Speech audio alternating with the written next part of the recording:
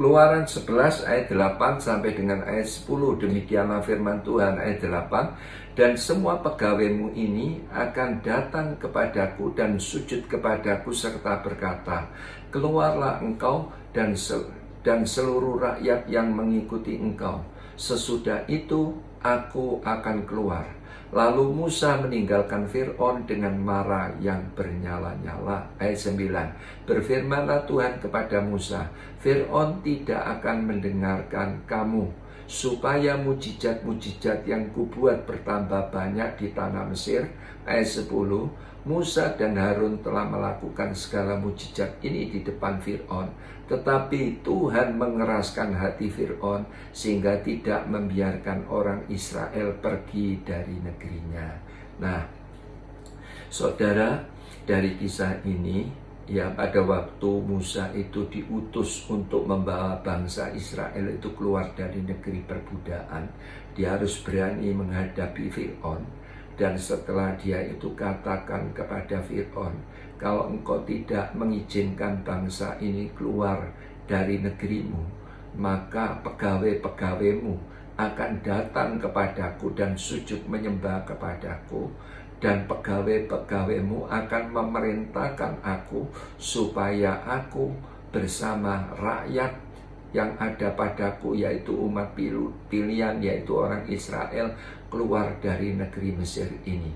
Nah, setelah Musa itu mengatakan hal itu di hadapan Fir'aun, Fir'aun menjadi marah sampai meledak-ledak, dikatakan, ya, maka marahlah Fir'aun dengan menyala-nyala, dikatakan begitu, saudara. Dan Tuhan juga berfirman, Fir'aun tidak akan mendengarkan perkataanmu, supaya apa? Mujizat yang kubuat bertambah banyak di tanah Mesir, sebab aku mengeraskan hati Fir'aun. Jadi yang artinya dari ayat-ayat tersebut, saudara, memberikan pengertian bahwa masalah itu tetap ada supaya apa? Supaya mujizat Tuhan yang masih ada itu menjadi nyata. Amin, saudara.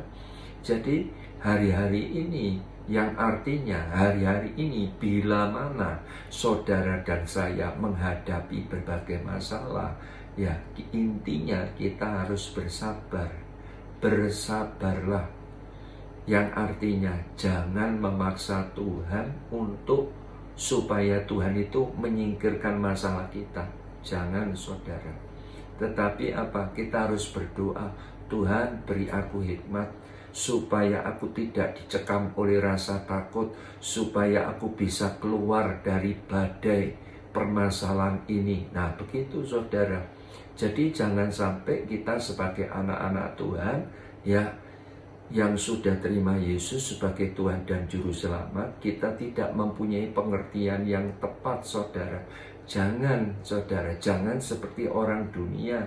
Justru dengan adanya badai, kita harus tetap melekat dan minta petunjuk Tuhan. Nah, itu yang betul, saudara.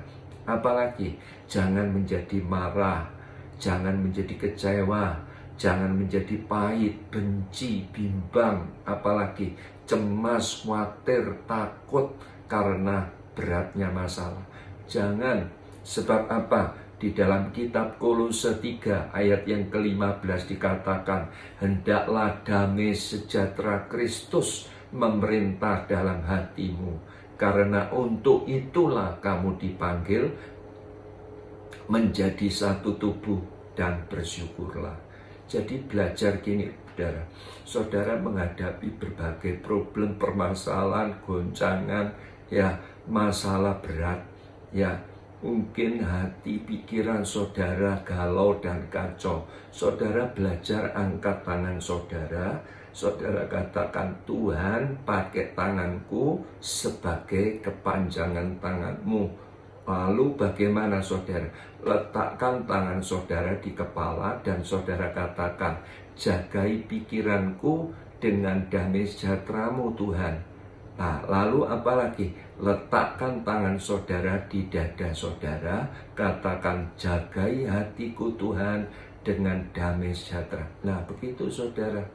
Jadi jangan menjadi marah, jangan menjadi kecewa, jangan menjadi takut terus saudara. Tidak betul itu saudara, tidak sehat ya. Kadang itu begini saudara, kadang masalah itu dipakai oleh Tuhan supaya apa? Supaya kita bisa lebih dekat kepada Dia. Nah ini saya akan bacakan di dalam Mazmur 119 ayat 67 ditambah ayat 71 sampai ayat 72. Ayat 67, sebelum aku tertindas, ini perkataan Daud, sebelum aku tertindas, aku menyimpang, tetapi sekarang aku berpegang pada janji-Mu. Wah, luar biasa. Ya, sebelum aku tertindas, aku menyimpang, tetapi sekarang aku berpegang pada janji-Mu. Jadi yang artinya, kadang masalah itu dipakai oleh Tuhan supaya kita itu lebih dekat kepada Tuhan. Amin. Ayat 71 sampai 72 dikatakan, bahwa aku tertindas itu baik bagiku, supaya aku belajar ketetapan-ketetapan-Mu.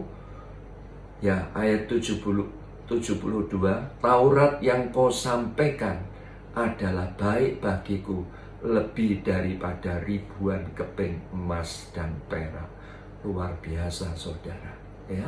Apalagi saudara, menghadapi berbagai masalah kita harus bersabar. Yang artinya apa saudara? Bila masalah itu silih berganti, cobalah kita itu peka. Siapa tahu itu adalah teguran Tuhan bagi saudara dan saya. Sebab Alkitab katakan di dalam Roma 2 ayat yang keempat, maukah engkau menganggap sepi kekayaan kemurahannya, kesabarannya, dan kelapangan hatinya? Tidakkah engkau tahu bahwa maksud kemurahan Tuhan ya ialah menuntun engkau kepada pertobatan.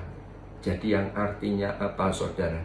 Yang artinya dari ayat ini, jangan cari-cari masalah saudara. Di dalam hidup ini jangan cari-cari masalah.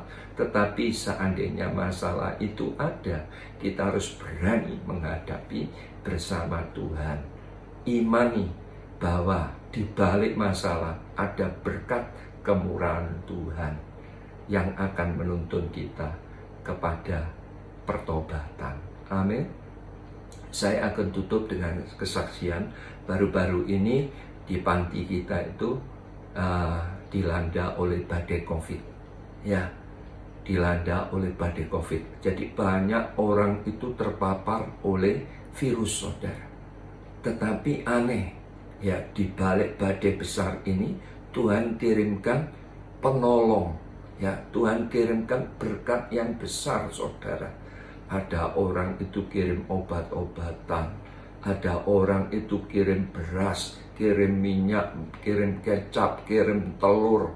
Waduh, baju APD semua disediakan oleh Tuhan. Nah, saya percaya saudara, itulah cara Tuhan. Ya, terkadang di balik masalah-masalah yang ada ini, ya, supaya apa? Supaya kita tetap mempercayai Tuhan, mempercayai bahwa mukjizat itu masih ada dan masih nyata. Asal apa? Kita percaya penuh kepada Tuhan. Amin. Saya berdoa saudara menangkap kebenaran firman ini. Tuhan Yesus memberkati.